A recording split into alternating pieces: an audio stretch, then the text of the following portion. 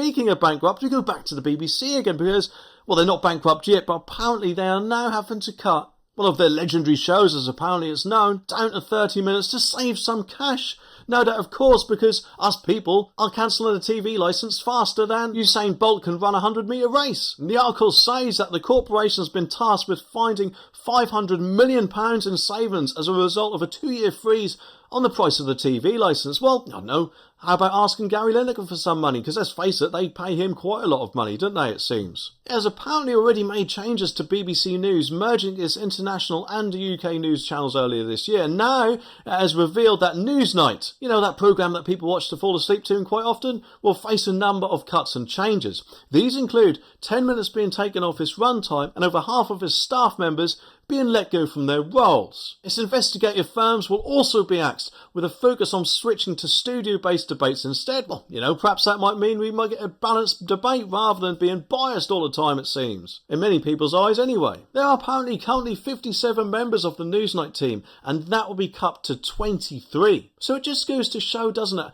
how many people the BBC employs that they might not necessarily need, especially if they could get away with cutting back to 23, which is less than half of 57, isn't it? And yes, I know obviously the programme will be shorter, but surely 10 minutes you don't need an extra 34 staff members, do you? Well, in my opinion anyway, I could be wrong. The BBC News and Current Affairs CEO, Deborah Turner, said, "When we started work on this announcement, I did not know if it would make financial sense to keep Newsnight on air." Well, perhaps if they'd have cancelled it altogether, a lot of people might have been a bit more happier about that. Especially as Newsnight and quite a lot of the BBC's programmes are often seen by many people as quite biased. When, to be honest, a news programme shouldn't be biased at all, really, should it? Especially from a public funded service, because obviously people on both sides of the debate who obviously pay into the TV licence, so therefore it should be impartial. If, of course, you're relying on adverts and things like that, then it might be a bit of a different story. However, either way, the facts should be given, without the general Ramona swing on things, in my opinion. But don't worry, any BBC lovers out there, because the new team at Salford will also be boosted, apparently, by the fact that BBC Breakfast